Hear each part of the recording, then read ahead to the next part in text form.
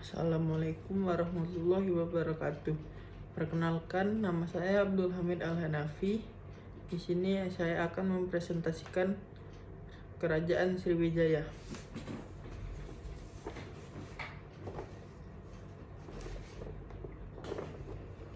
Asal mula berdirinya Kerajaan Sriwijaya.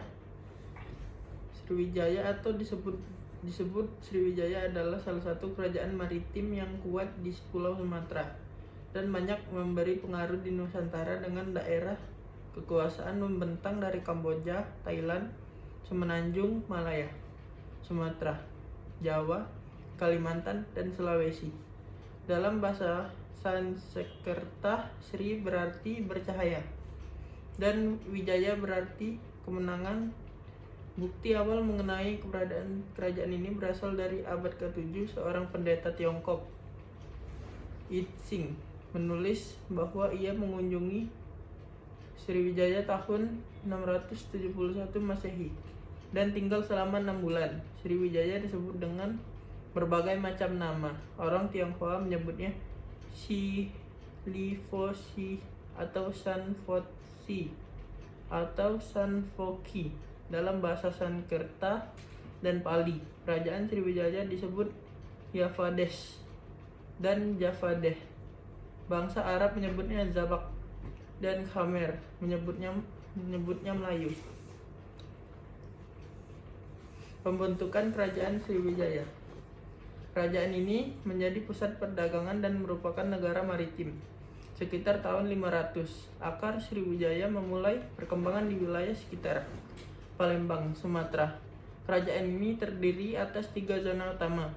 Daerah ibu kota, Muara, yang berpusatkan Palembang. Lemah Sungai Musi yang berfungsi sebagai daerah pendukung, dan daerah-daerah muara saingan yang mampu menjadi pusat kekuasaan saingan. Wilayah hulu. Sungai Musi kaya dan berbagai komoditas yang berharga untuk pedagang Tiongkok. Ibu kota diperintah secara langsung oleh penguasa. Sementara daerah pendukung tetap diperintah oleh datus setempat. Peninggalan Kerajaan Sriwijaya.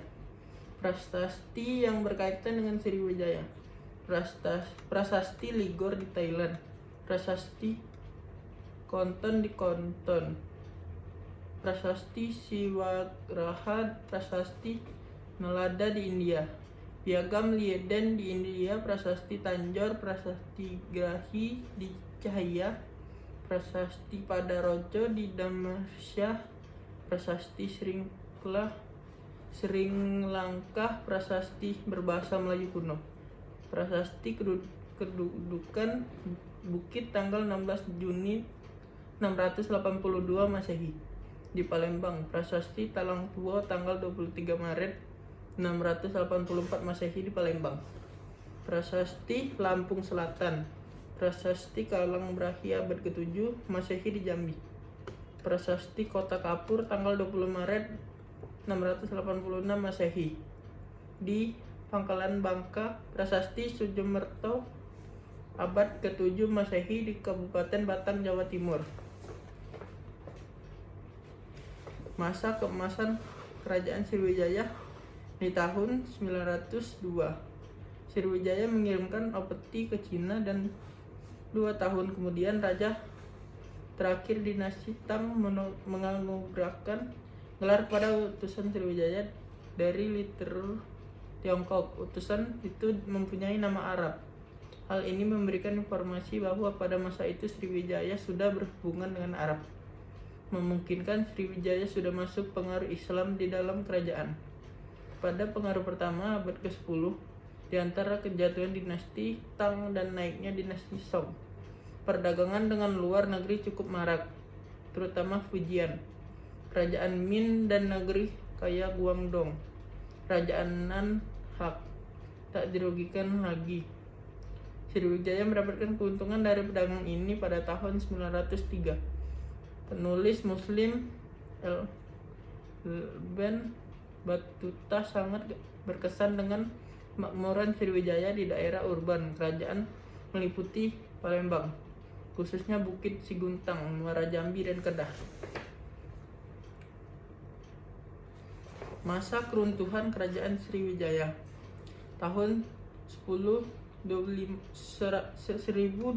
Masehi. Rajendra Kolangdewa, Raja Chola dari Komendel India Selatan, menaklukkan Kedah dan merampasnya dari Sriwijaya.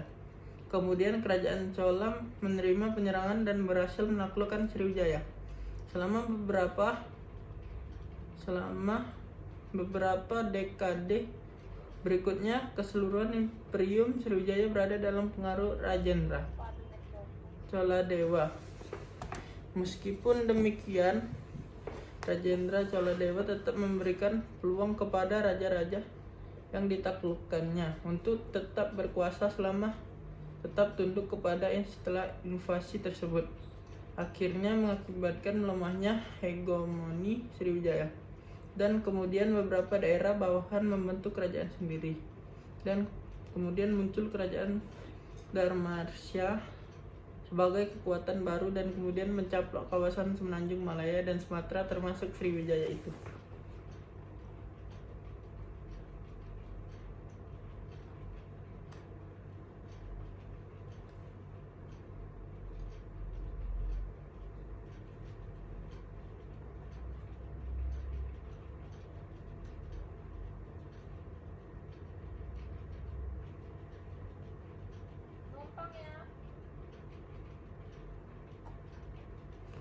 Kehidupan sosial, ekonomi, dan kebudayaan.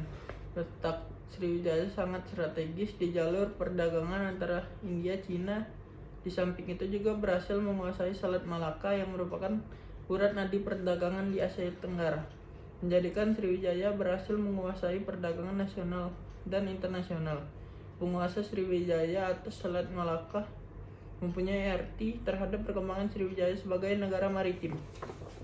Dapunta Hyang Sriwijansya. Dalam prasasti kedudukan Bukit dan Talang Tua banyak disebut tentara Dapunta Hyang pada abad ke-7.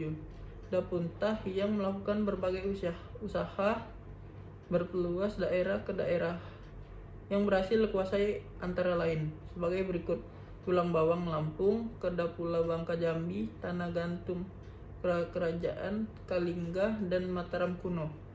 Semartunggang saat ini menjadi penerus Kerajaan Semartunggang. Tidak melakukan ekspansi militer, tetapi lebih memilih untuk memperkuat penguasaan Sriwijaya di Jawa.